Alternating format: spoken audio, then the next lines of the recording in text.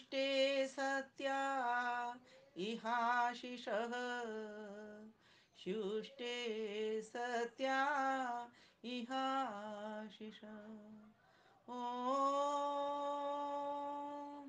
नमस्ते अस्तु आयते नमो अस्तु परायते नमस्ते प्राणतिष्ठत आसीनायोतते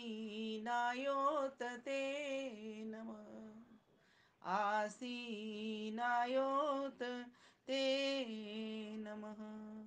ओम शांति शांति शांति।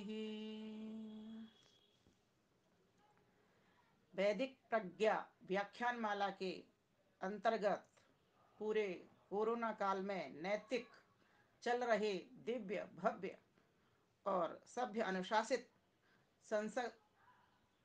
सत्संग के सूत्रधार हमारे आचार्य आदरणीय महेंद्र मुनि जी एवं संचालिका बहुत ही कुशलता से जो संचालन करती हैं मेरी प्यारी आदरणीय बहन दीपालिका पांचाल जी एवं देश से विदेश से जहाँ से भी जो भी भाई बहन माताएं बंधु जुड़े हुए हैं वे सभी। और अभी मुझे स्क्रीन पर दिख रही हैं सविता जी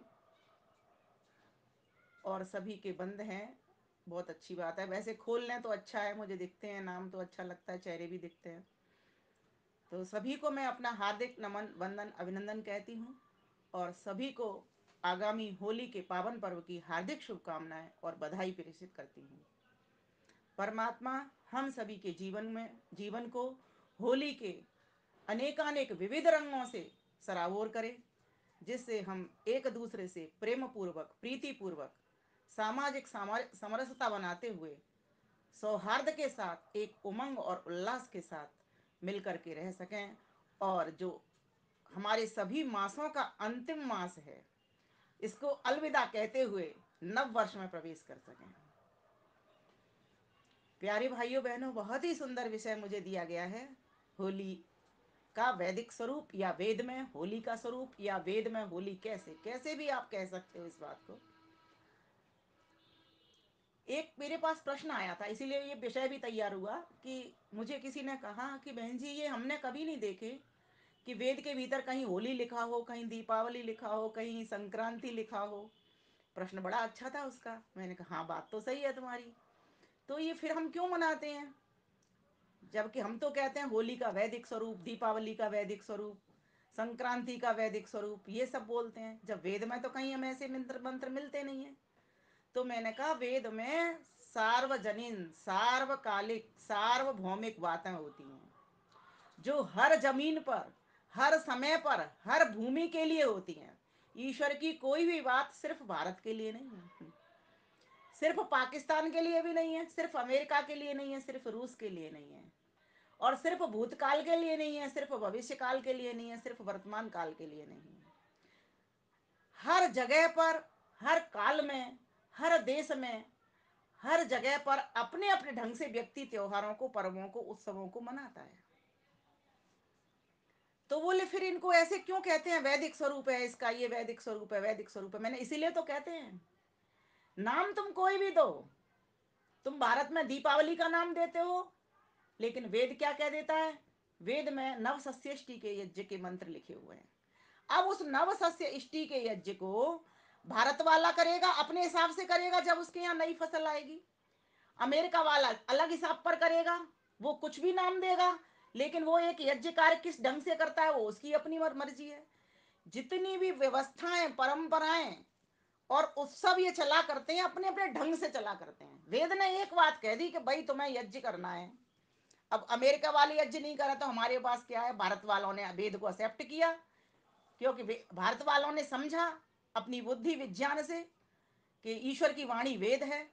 इसीलिए उसने वेद में से वो मंत्र निकाले और उन मंत्रों के आधार पर उन मंत्रों की आहुति लगाते हुए यज्ञ कार्य संपादित कर दिया। अब बाकी के देश के लोगों के पास वो विज्ञान नहीं गया तो हम क्या करें। ईश्वर ने तो वेद सबके लिए बनाए, उसने सभी के लिए जमीन दी, अहम भूमि ददा में आ रहा है ना। ब्रह्म राजन्यभ्याम शूद्राय च अर्याय च स्वाय च अरुणाय, कोई भी उसने ना ब्राह्मण छोड़ा, ना वैश्य छोड़ा, ना शूद्र छोड़ा, ना स्वाय, अपने परिजन कोई भी हो सकते हैं, भृत्य सेवक आदि, और अरणाएं, कोई भी जंगल में आदिवासी वनवासी लोग हो सकते हैं, किसी को भी नहीं छोड़ा, उसने सभी के लिए ज्ञान विज्ञान दिया। अब जिसने पढ़ा वेदों को वो ब्राह्मण बन गया, पढ़ाया वो ब्राह्मण बन गया। जिसने वेद की बात मानी, दान लिया, दान दिया, वो ब्राह्मण बन गया। जिसने यज्ञ किया, यज्ञ करवाया, वो ब्राह्मण बन गया। है ना। अब वेद की कौन बात कितनी मान रहा है, ये व्यक्ति व्यक्ति के ऊपर निर्भर करता है, वहां के देश काल परिस्थिति के अनुसार पड़ता है। और जहां जहां जिस तरीके की सामाजिक व्यवस्थाएं होती हैं उस हिसाब से उस चीज का वो गठन करता है, और उस तरह से उनके नाम मिलते हैं, और उसके हिसाब से वो काम करता चलता है। वेद में एक नाम दिया नव सस्य इष्टि। जब जब तुम्हारी नव माने नया, सस्य माने फसल, इष्टि माने यज्ञ, जब जब तुम्हारी नई फसल आएगी तब तब तुम यज्ञ करना। तो मुख्य रूप से दो त्योहार जो कि हर 6 मास के बाद में जिसमें परिवर्तन हो जाता है फसल में, तो वो दीपावली हुई तब नवसस्यष्टि कर लो, और जब होली आए तब नवसस्यष्टि कर लो। तो बोले मंत्र तो बताओ बहन जी, वो फिर मंत्र कौन सा है जिसकी आप बात करती हैं। तो मैंने कहा मंत्र तो महर्षि दयानंद सरस्वती ने हमारे लिए श्रम करके खोज करके दे दिया, अब हमें खोजने की जरूरत नहीं है। अब तो बस उनको पढ़ना है, उनका अर्थ समझना है, और यज्ञ में आहुति लगानी है, बस इतना सा काम हमारा रह गया है, जो कि व्यक्ति व्यक्ति को करना होता है। तो वेद के भीतर आप खोलेंगे यजुर्वेद, वहां पर 31 मंत्रों का उन्होंने संचयन किया है, कुछ यजुर्वेद से लिए, कुछ अथर्ववेद से लिए, कुछ ब्राह्मण संहिता से लिए हैं। इस प्रकार से महर्षि दयानंद सरस्वती ने श्रम करके हमारे लिए 31 विशेष आहुतियां बना दी हैं, जो आप सभी पर्वों में दिया करते हो, होली पर भी देते हो, दीपावली पर भी देते हो। कुछ आहुतियां मकर संक्रांति की बना दी, वहां पर भी दे देते हो। ये जो हमारा देश है ना, भारत देश, ये ऋषियों का देश और कृषि का देश है। यहाँ पर जब जब कृषि में परिवर्तन आएगा, जब जब देश काल परिस्थितियों में निर्माण होगा, अलग अलग तरह से परिवर्तन आएगा, क्योंकि प्रकृति परिणाम धर्म वाली है, इसमें परिवर्तन आएगा। और जब बड़ा परिवर्तन आएगा तब उसको एक उत्सव के रूप में मनाएंगे। जैसे घर में कोई बड़ा काम होता है ना, विवाह हो बेटी का बेटे का, तो कितना बड़ा उत्सव मनाते हैं।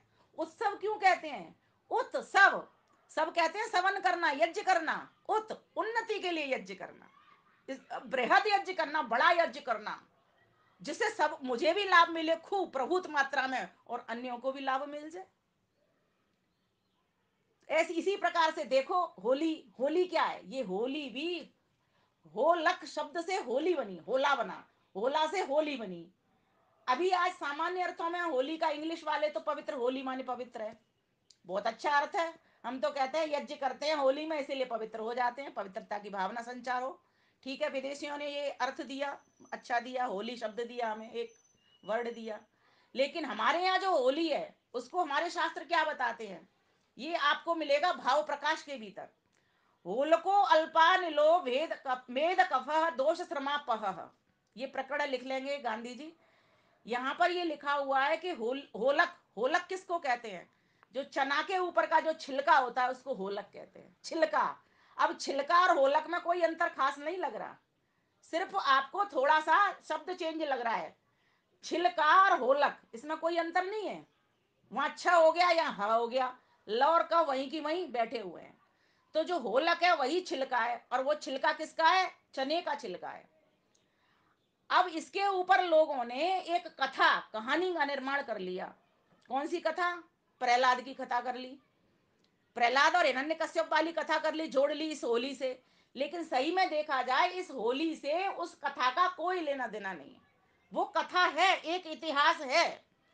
लेकिन यहां कैसे जुड़ा, इस बात को समझ लो, यहां इसलिए जुड़ा, कुछ शब्दों से जुड़ गया। ये जो होलक है इससे तो होलिका जुड़ गया, और जो उसमें चना है जो कि हमको आह्लाद देता है, कैसे आह्लाद देता है, चना हमें ऊर्जा देता है, और इन दिनों हमारे कफ को और हमारी चर्बी को, बात को हटाने वाला है वो। आपने देखा होगा इन दिनों जब मौसम परिवर्तन, एक बहुत बड़ा परिवर्तन जब सृष्टि के भीतर होता है, तब एक ऐसा अन्न परमात्मा हमारे लिए भेजता है कि उस अन्न का सेवन करके हम अपने आप को फिट कर लें। इसलिए तो कहा जाता है ऋतु ऋतु के फल खाओ, ऋतु ऋतु के फूलों का प्रयोग करो, ऋतु ऋतु की औषधियां खाओ, ऋतु ऋतु की सब्जियां खाओ, ऋतु ऋतु के अन्न खाओ, और फिर उन्हीं से पकवान बना लो। और उन पकवानों को पहले स्वयं मत खाओ। इसीलिए ये यज्ञ से जुड़ गई बात। और उनको क्या करो, पहले तो भगवान को अर्पित कर दो। और भगवान को अर्पित करने का मतलब क्या, भगवान के देवताओं को अर्पित कर दो। अब भगवान के देवताओं को अर्पित करने का मतलब क्या, देव यज्ञ कर लो ना। देवताओं को अर्पित कर दो, क्योंकि सभी देवताओं की पुष्टि शुद्धि किससे होती है, यज्ञ से होती है। इसलिए देव यज्ञ कर डालो ना। देखो कितनी बड़ी साइंस है इसमें, कितनी गहरी साइंस है।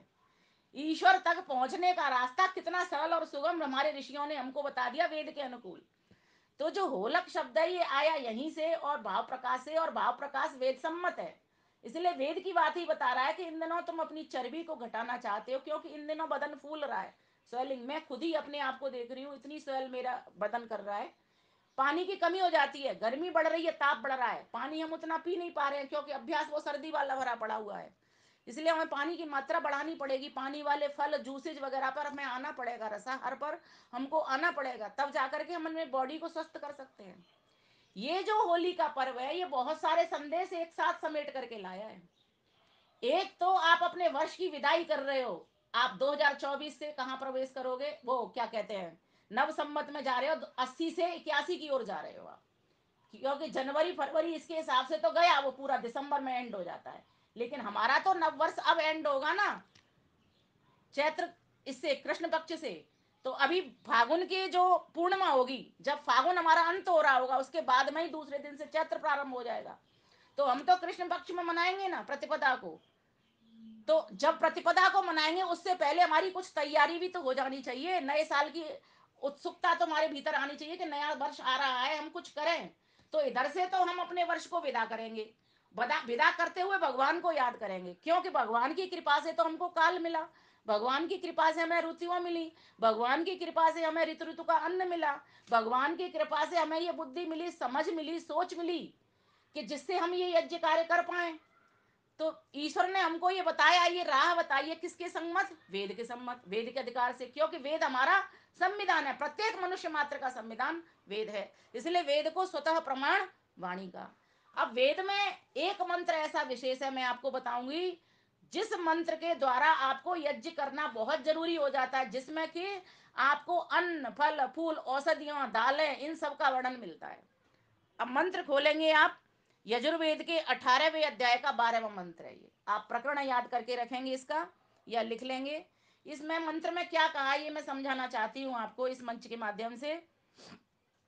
बहुत सारी बातें हैं मेरे पास, लेकिन जितनी बातें इस पे कह पाऊँ इस पे, फिर मेरा कल फिर है, फिर मुझे कहीं जाकर के ऑफलाइन भी है, वहाँ भी बोलना है। इसी होली पर ही मेरा विषय रहेगा, हर बार मेरे टॉपिक चेंज हो जाएंगे। प्रयास करूंगी कि मैं अपने चैनल पर दूं, तो मैं चैनल के माध्यम से, वैसे हमारी दीपालिका बहन का भी चैनल चलता है, इसके माध्यम से भी आप लोगों तक इसका लाभ पहुंचा सकते हैं।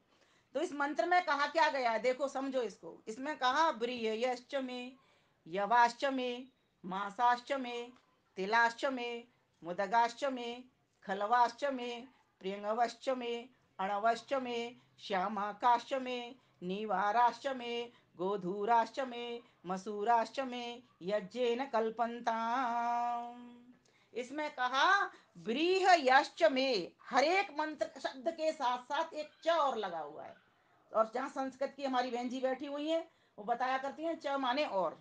तो कहा चावल, ब्रीह माने चावल, और चावल और च लगा दिया, और क्या, तो बोले चावल और साठी वाला अन्न। फिर कहा यवाश्च में, यव कहते हैं जौ को, तो च और जौ, और क्या, तो बोले अरहर, अरहर की दाल आती है ना। फिर कहा मासाश्च में। अब कुछ लोगों ने क्या देखा, जो अनार्य टाइप के लोग होते हैं, जो झगड़ालू लोग होते हैं, वो कहते हैं जी वेद में तो मांस आया, देखो क्लियर लिखा हुआ है मांसाष्ट में कि मांस खाओ, यज्ञ में मांस चढ़ाओ, बलि दो और स्वयं खाओ और लोगों को खिलाओ। अब महर्षि दयानंद सरस्वती को यह चीज पता थी कि ये सब कुछ आएगा, तो उन्होंने सीधा सीधा अर्थ बताया उसका। बोले ये वो मांस नहीं है जो शरीर के चमड़े का मांस होता है, बोले इस मांस का अर्थ होता है उड़द की दाल। अब यहाँ लिखा है माश, इसमें षटकोण वाला श है। माशाश्च में उड़द और मटर, उड़द के साथ और मटर। फिर कहा तिलाश्च में तिल और नारियल, दोनों में से तेल भी निकलता है। मुदगाश्च में फिर कहा मूंग और बनाना उसका। फिर कहा खलवाश्च में कि चना और बनाना उसका। फिर कहा प्रियंगवश्च में जो छोटे छोटे चावल के बहुत छोटे छोटे दाने आते हैं, कंगुनी जिनको कहते हैं, उनको वह और उनको बनाना, उनको संस्कारित करना। फिर कहा अड़वश्च में सूक्ष्म चावल और भी छोटे चावल होते हैं, समा के चावल टाइप के, जो समा का चावल होता है वो, उसको भी बनाना। फिर कहा श्यामा काष्ठ में जो मड़ुआ रागी का आटा आजकल इन दिनों बहुत चल रहा है, दक्षिण भारत में बहुत मिलता है, उस वह, और क्या बोले, और पटेरा चना। बोले नीवा राष्ट्र में और क्या, बोले पसाई के चावल। ये चावलों की भी बहुत अलग अलग क्वालिटी होती है, आप सभी माताएं भाई बहन सभी जानते हैं इस बात को। और जो कि बिना बोए उपजाते हैं, कुछ ऐसे चावल होते हैं जो बिना बोना नहीं पड़ता उनको, अपने आप उगाते हैं। फिर कहा गोधूमाश्च में गेहूं, और गेहूं का संस्कारित करना, उसको पकाना। फिर कहा मसूराश्च में मसूर की दाल, और मसूर की दाल को संस्कारित करके बनाना। अब दाल से कुछ भी बना सकते हो आप। अब वेद में जो बातें लिखी होती हैं वो इस तरह लिखी होती हैं कि आपको ये नहीं लिखा होगा कि मसूर की दाल से आपको मसूर का हलवा बनाना, या मसूर की दाल ही बनाना, या मसूर का कुछ और नहीं बनाना। बस वहां मसूर लिख दी और बनाना। अब मसूर बनाना, अब मसूर बनाने को सभ्य समाज का आदमी होगा या अपने देश काल परिस्थिति को समझने वाला होगा, वो कितने भी आइटम बना लेगा। जैसे एक गेहूं, उससे एक रोटी थोड़ी बनती है, उससे तो बहुत सारे काम हो जाते हैं, हलवे भी बन जाता है उससे, तो पंजीरी भी बन जाती है उससे, तो कुछ भी बना लो आप एक गेहूं से, कितने कितने बढ़िया बढ़िया पकवान बन जाते हैं। ऐसे ही एक चने से कितने बड़े बड़े ज्यादा ज्यादा पकवान बन जाते हैं। तो वेद में जो बात लिखी होती है, वो वेद की बात सबके लिए होने की वजह से वहां पर सिर्फ एक फॉर्म दे दिया जाता है। ईश्वर ने यही इतना सुंदर काम किया है हम सब के लिए कि हम उस चीज को पकड़ें और अपने अनुसार, अपने स्वास्थ्य के अनुसार, अपने समाज के अनुसार, अपने परिजनों के अनुसार उस चीज को बनाएं, उसका निर्माण करें और स्वयं लाभ लें और औरों को भी लाभ पहुंचाएं।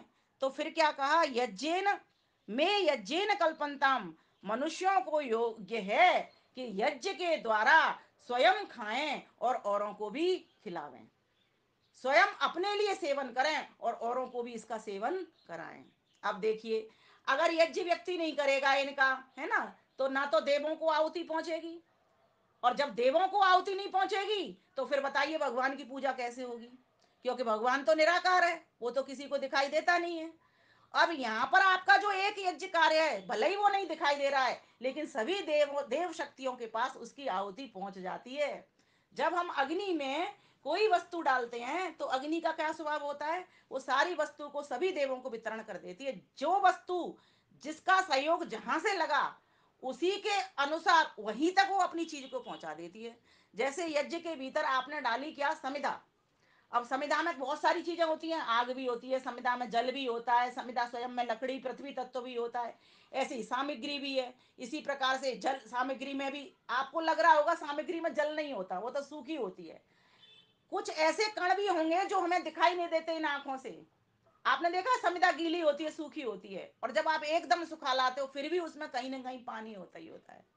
तो जब वो सारी की सारी वस्तुएं जल जाती हैं तो पानी जल है, जल में चला जाता है ना, और उसमें जो पृथ्वी तत्व है वो जो राशि राख रह जाएगी, जब यज्ञ करने के बाद वो पृथ्वी में चली जाती है, वायु वायु में चली जाती है। जो वस्तु जहां से जिसका सहयोग लगा वो उसी के पास वापस चली जाती है और उसी जगह पर पहुंच जाती है। ऐसा भी नहीं है जल की धार नीचे को जल नीचे से आया तो नीचे जाएगा, अग्नि ऊपर से आई तो ऊपर को जाएगी, हवा आपके वातावरण में तो हवा में, हवा आपकी यज्ञ की आहुति सुगंधित होकर के मिल जाएगी, सुगंध हवा में मिल जाएगी। इसी प्रकार से सभी देवों की आहुतियां सभी यज्ञ के माध्यम से सभी तक पहुंच जाती हैं। अब देखिए ये ईश्वर ने विधान किया है, कोई हमने तो ये बनाया नहीं। वहां कहा है कि यज्ञ करो इन आहुतियों से जो तुम्हारा नवान्न आया है। अब दीपावली पे जो अन्न आया है वहां पर तो वो वाला अन्न सामग्री में मिला लेना चाहिए, और जो होली पे जो अन्न आ रहा है अभी, चना आदि, वो अभी होली पे मिला लेने चाहिए। बालियां आ रही हैं कितनी अच्छी अच्छी बालियां गेहूं की और उसकी। इसीलिए आपने देखा होगा कि आप ग्रामीण देहात क्षेत्रों में जाएं, अभी शहरों में तो इतना वो नहीं होता, तो वहां पर माताएं क्या कहती हैं, इसी के विकृत रूप को करती रहती हैं। वो यज्ञ कार्य को तो भूल गई हैं, क्या करती हैं, बहुत सारा लकड़ियों का ढेर लगा लेंगी, उपले लगा लेती हैं, उस पर एक कलावा बांध देती हैं और उसकी पूजा करती हैं हल्दी और उससे, और फिर उसमें अग्नि जला करके उसको बोलती हैं होलिका दहन हो गया। ये होलिका दहन क्या है, ये होलिका दहन ही होली में आप वो क्या करते हैं, वो लोग उल्टा सीधा सामान ला करके उसको जलाते हैं। मैं सभी से निवेदन करना चाहूंगी, उस दिन आप बृहद यज्ञ करिए, ये बृहद यज्ञ का ही विकृत रूप है। बुरा सामान उसमें मत डालना। वो तो एक पूजा स्थल जो बना देती हैं, उसके पीछे भावना यही थी। लेकिन वो लोग क्या करते हैं, वहां पर भी उल्टा सीधा सामान डाल देते, पेट्रोल से आग लगा देते हैं, कागज से आग लगा देते हैं। अरे कपूर से अग्नि जलानी है, वो यज्ञ का ही विकृत रूप है। अब हमारा कार्य क्या बनता है, हम लोग चूंकि हम हमारे समाज में आए, ऋषि दयानंद की हम पर कृपा हुई, हमको सदशास्त्रों का ज्ञान हुआ, वेद का ज्ञान हम तक पहुंचा, तो हमारा कर्तव्य बनता है कि हमको भी जो अग्नि है लोगों को बताएं। ऐसे ही लोहड़ी आती है, तब लोहड़ी पे भी यही कार्य करते हैं लोग, नाचते हैं उसके चारों ओर, क्या करते हैं, वो भी उत्सव मनाते हैं। वो भूल गए हैं कि ये देव यज्ञ का ही प्रतीक है। ये सारे काम, सारे जितने भी आपने यज्ञ वाली परंपरा देखी होगी, जहां जहां आग जलाई जा रही है, वो सब यज्ञ के ही बिगड़े हुए रूप हैं। इसलिए इन यज्ञ के बिगड़े हुए रूपों को अपने द्वारा 4-5 लोगों की टोली बना करके इनको सुधारने का प्रयास करें। घर से बाहर निकले, जहां होलिका दहन होता हो, अपनी संविधाएं पहुंचाएं, अपनी सामग्री कपूर घी गऊ का घी ये सब सामान पहुंचाएं। और मंत्रों के द्वारा जब आप उच्चारण करोगे, आपको कोई रोकने वाला नहीं है। लेकिन कोई करे तो सही पहल।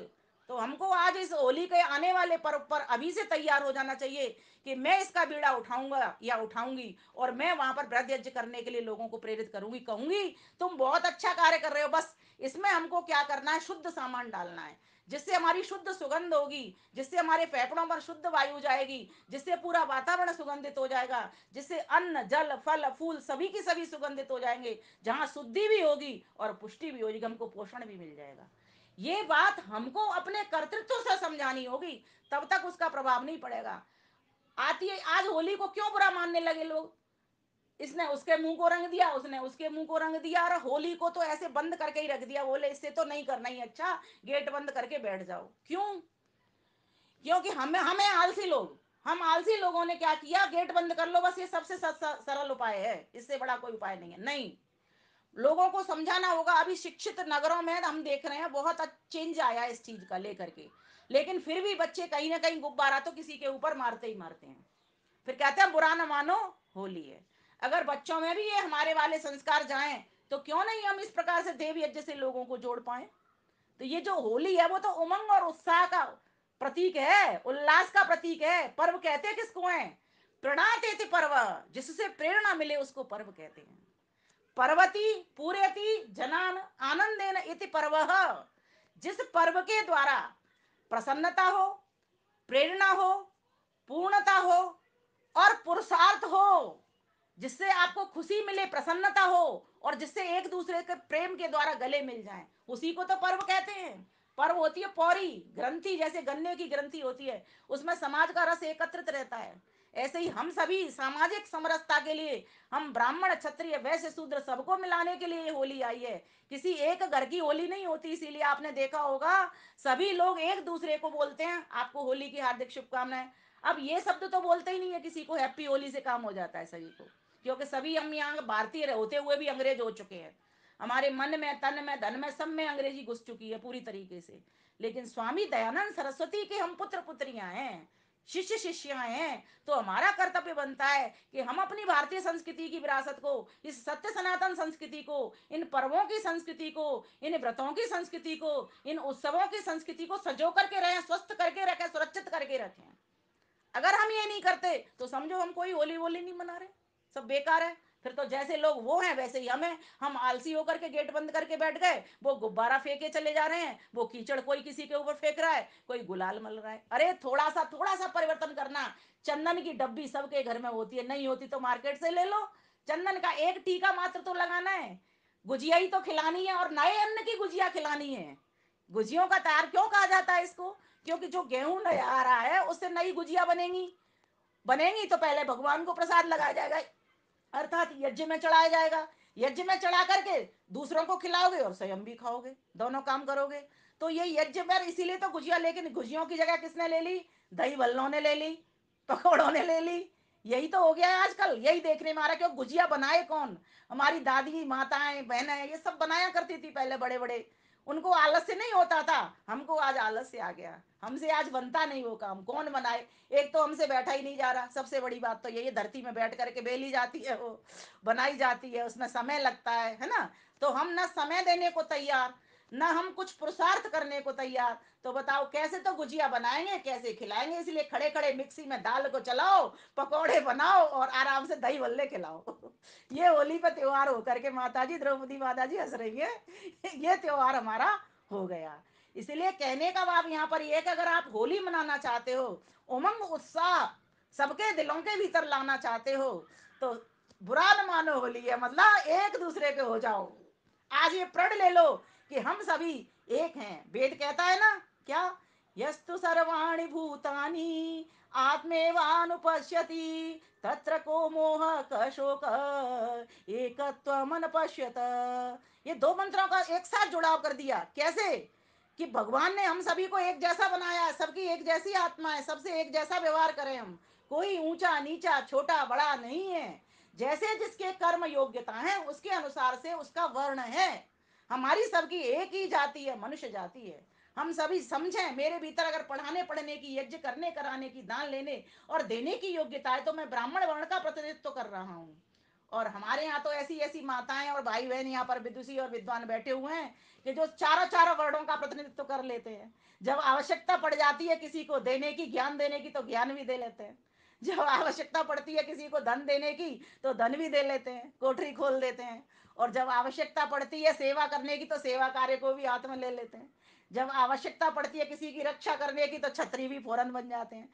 चारों वर्णों का प्रतिनिधित्व तो हम सब लोग कर लेते हैं। जब हम कर लेते हैं, इतना सब कुछ जानते हैं, जब इतनी योग्यता हमारे पास है, तो इस योग्यता का क्यों नहीं हम विस्तार कर दें, क्यों नहीं हम इसका विकास कर दें। और कम से कम इन पर्वों पर जो तुम्हें खुशी दिलाने के लिए आए हैं, इन पर्वों पर एक संकल्प जरूर लें, एक व्रत जरूर लें कि मैं आज से इस जगह पर संशोधन सुधार करूंगा। महर्षि दयानंद का पूरा जीवन, जब से उनको सही बोध हुआ, अपनी उन्नति में तो पहले लगे रहे, लेकिन सबकी उन्नति के लिए उन जहां पर उनको विकार दिखता था वहीं से उन्होंने सुधार किया।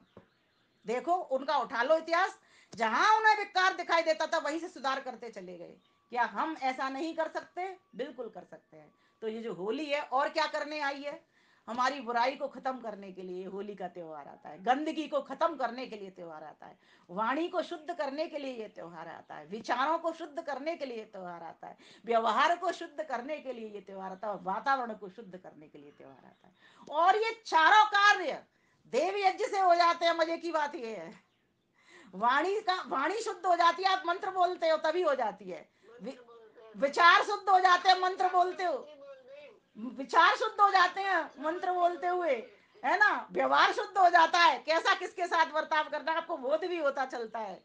और वातावरण भी शुद्ध हो जाता है। और ये चार बातें छोड़िए, और शुद्धि के अलावा पुष्टि भी हो जाती है। विचार भी पुष्टि को प्राप्त हो जाते हैं। आप क्योंकि मंत्र पढ़ते हो, मंत्र आपको एक शक्ति दे रहा होता है, एक पोषण दे रहा होता है कि आपका जीवन कैसा हो, आपकी बुद्धि कैसी हो, आपकी योग्यता कैसी हो, आपके विचार कैसे हो, आपका व्यवहार किसी के प्रति कैसा हो। ये सब कुछ आपका एक देव यज्ञ में समाहित हो जाता है। मैं तो कहती हूँ, अगर कोई श्रद्धा पूर्वक, भक्ति पूर्वक और ध्यान पूर्वक, तीन बातें, यज्ञकार देव यज्ञ कर रहा है, तो उसका ब्रह्म यज्ञ भी हो रहा है।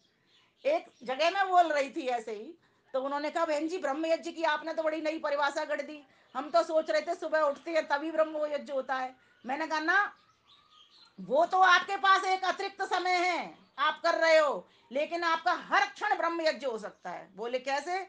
मैंने कहा किसी भी कर्म को करने से पहले ब्रह्म से जुड़ करके उस कर्म को प्रारंभ कीजिए, बीच में ब्रह्म को रखिए और अंत भी उस ब्रह्म के साथ ही कर दीजिए। आपका ब्रह्म यज्ञ हो रहा है क्या नहीं माता जी? बिल्कुल हो रहा है।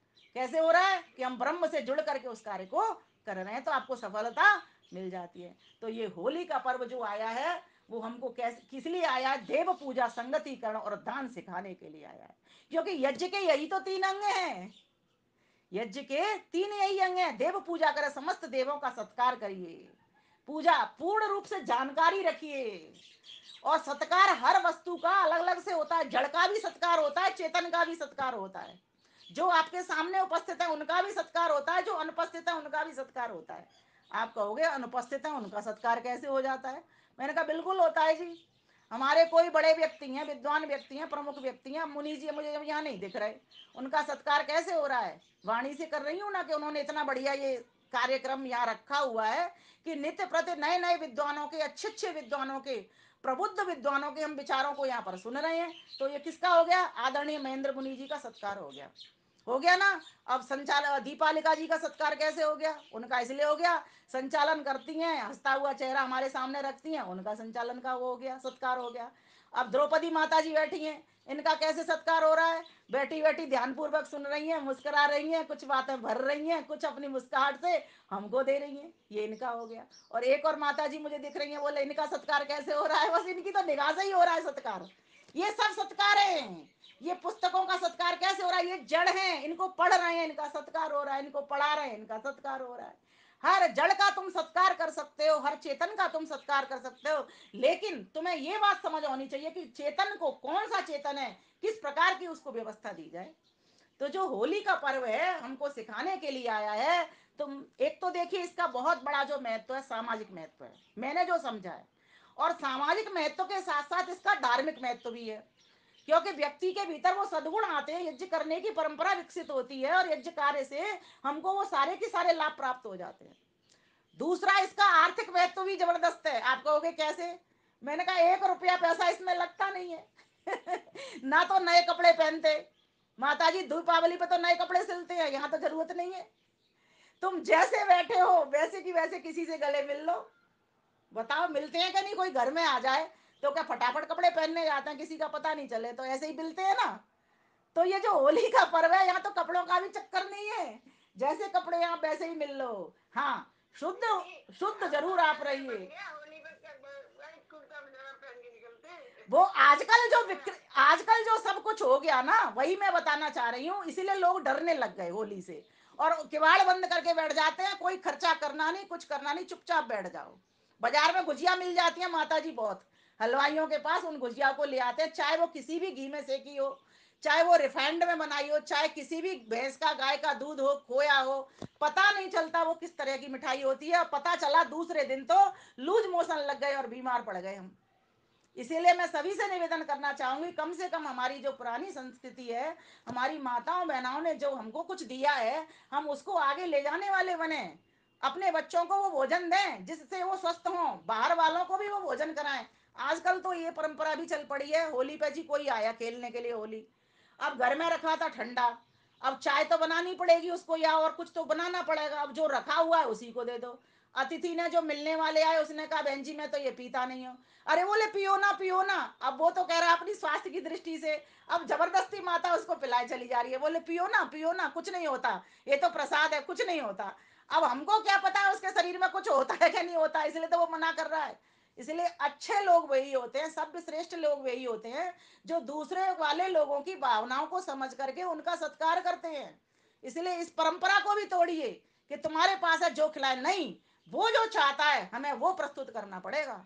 इसीलिए हम ये होली के पर्व पर बहुत सारी ऐसी विकृतियां हैं, उन विकृतियों से दूर चले जाएं और अपने जीवन में उन चीजों को लाएं। प्रकृति के पास देखो, भगवान ने होली कैसे खेली है।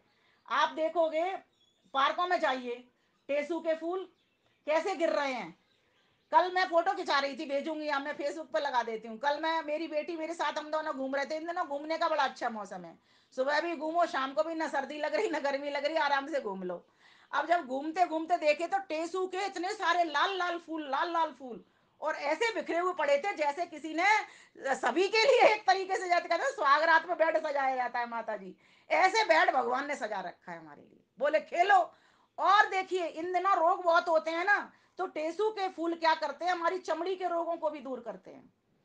टेसू के फूलों को मसलिए पानी में, उसका कलर निकालिए, कलर भी लाल हो जाएगा आपके लिए। और क्या होगा, और उससे जब आप स्किन पर मलोगे उसको, पानी को, उससे नहाओगे, स्नान करोगे, थोड़ी सी उसमें हल्दी और ग्लिसरीन और नींबू और मिला लो, तो सोचो आपकी शुद्धि जबरदस्त आपके शरीर की हो जाएगी। आपको फिर किसी उसमें पार्लर में जाने की आवश्यकता नहीं पड़ेगी। तो ये काम भगवान ने स्वयं कर दिया। ईश्वर स्वयं हमसे जैसे होली खेल रहा है वैसे हम होली खेले ना। और यही मुझे लगता है, कहीं ना कहीं यही बात है कि इन दिनों इसको होली के रूप में हम मना रहे हैं। जब प्रकृति हम हमारे लिए हो रही है, तो हमारा कर्तव्य बनता है कि हम भी प्रकृति के हो लें। जब प्रकृति हमारे लिए हो रही है, तो हमारा कर्तव्य बनता है हम प्रकृति के हो जाएं। और जब प्रकृति में व्यवस्था परमेश्वर ने की है, जब परमेश्वर प्रकृति का हो रहा है, तो हमारा भी कर्तव्य बनता है कि प्रकृति के माध्यम से हम भी उस परमात्मा के हो जाएं। यही तो होली है। समझिए, आपके अंदर से विचार निकलेंगे, विचार फूटेंगे, और जब विचार फूटेंगे तो वाणी पे आएंगे, और वाणी पे आएंगे तो वो क्रिया में अवश्य ही ढलेंगे, बिना क्रिया के ढले वो रह नहीं सकते। इसलिए माताओं बहनों, बहुत सुंदर सुंदर रचनाएं मैंने होली पे कम से कम 10-15 लिखी होंगी, उन पर हम आ जाते हैं। अब कौन सी सुनाऊं अब आपको मैं? चलिए एक सुनाती हूँ, किस तरह से हम होली को मनाएं और ये क्या संदेश दे रहा है। एक हो जावे पर्व होली का मनावे, कुहुक रही है कोयल डालियां। एक हो जावे, एक हो जावे, अभी हम बिखरे पड़े हैं ना, लड़ाई झगड़े में पड़े हुए हैं ना, एक हो जावे, एक हो जावे पर्व होली का मनावे, कुहुक रही है कोयल डालियां। एक हो जावे, अरे फाग गगावे, अरे फाग गवावे, कृपा ईश्वर की पावे, झूम रही है जो की बालियां। एक हो जावे। कितना सुंदर प्रकृति का चित्रण है, ये प्रकृति हमको समझाती है। मासों में अंतिम मास फागुन विदाई का, मासों में अंतिम मास फागुन विदाई का, देने संदेश आया प्रेम और भलाई का, देने संदेश आया प्रेम और भलाई का। जगह जगावे, हो जगह जगावे, भेद हर दिल के मिटावे, पावन बनावे हृदय प्यालियां। एक हो जावे, एक हो जावे पर्व होली का मनावे, कुहुक रही है कोयल डालियां। एक हो जावे, टेसु पलास चंदन प्रेम रस में तृप्त होकर, टेसु पलास चंदन प्रेम रस में तृप्त होकर, कह रहे हैं सीख मानव फेंकना तू कीच गोवर, कह रहे हैं सीख मानव फेंकना तू कीच गोबर। खिले खिलाए, हो खिले खिलाए, महक सबको महकाए, देना किसी को गंदी गालियां। एक हो जावे। होली पे आपने झगड़ा करते भी बहुत देखे होंगे, क्योंकि बिना पूछे किसी के ऊपर रंग डाल दिया जाता है, बिना पूछे ही कीचड़ गोबर फेंक दिया जाता है। अभी बहुत कम हो गया, ये बहुत अच्छा परिवर्तन देखने मिल रहा है नगरों में, लेकिन और अच्छा हो, हमें तो वहां तक पहुंचना है ना। होवे सुखी व स्वस्थ, महके सभी का घर, होवे सुखी व स्वस्थ, महके सभी का घर, बेहिचक वे रोक टोक, भावना बने सुपर, बेहिचक वे रोक टोक, भावना बने सुपर। मिले मिलावे, हो मिले मिलावे, मीठा नव अन्न खिलावे, भर भर के बाटे गूंजे थालियां। एक हो जावे, हाँ एक हो जावे पर्व होली का मनावे, कुहुक रही है कोयल डालियां। एक हो जावे, कोई पोशाक नव हमको यहाँ पहननी होती, हमको कोई भी पोशाक नई नहीं पहननी होती, कोई ना पोशाक नव हमको यहाँ पहननी होती, शुद्ध हो संकल्प प्यारा, साफ हो बस तन पे धोती, शुद्ध हो संकल्प प्यारा, साफ हो बस तन पे धोती। यज रचाए, हो यज रचाए, विमल अमृत को पाए, आनंद मनाए दे दे तालियां। एक हो जावे, हो एक हो जावे पर्व होली का मनावे, कुहुक रही है कोयल डालियां। एक हो जावे, हो फाग गवावे, हो फाग गवावे, कृपा ईश्वर की पावे, झूम रही है जो की वालियां। एक हो जावे, हो एक हो जावे, हो एक हो जावे। तो इस प्रकार से हमको होली के पर्व को बहुत ही उमंग, उत्साह, उल्लास और शुद्ध विचारों के द्वारा, शुद्ध व्यवहार के द्वारा, शुद्धता से यज्ञ करके मनाना चाहिए। तभी इस होली के पर्व को मनाना सार्थक होगा। और हम स्वस्थ सभी रहें, इसके लिए भी शुभकामनाएं देती हूँ। हम पुष्ट सभी रहें और हम शुद्धता में जीवन जिए, ऐसी मैं प्रभुदेव से प्रार्थना करती हूँ। जैसे ये प्रकृति माता खिल रही है, महक रही है, सुगंध दे रही है, रंग दे रही है और एक होकर के दे रही है। कोई भेदभाव नहीं है, कोई छोटा बड़ा नहीं है, कोई ऊंचा नीचा नहीं है, कोई भेद नहीं कर रही है और सभी को दे रही है। ऐसे ही परम पिता परमेश्वर, मेरा भी तू स्वभाव बना देना, मुझे भी इस प्रकृति के रंगों से सराबोर कर देना। मेरे लिए भी कोई छोटा बड़ा ऊंचा नीचा न रहे, मैं भी सभी रंगों में एक रंग हो जाऊं, सबके लिए मैं विचरण प्रारंभ कर दूं और उस परम पिता परमेश्वर की स्तुति प्रार्थना उपासना करते हुए उसके साथ अपने आप को मिला दूं। बस ऐसे ही मैं आपके लिए भी प्रार्थना करती हूँ। इति ओम शम। धन्यवाद सभी को। नमस्ते जी।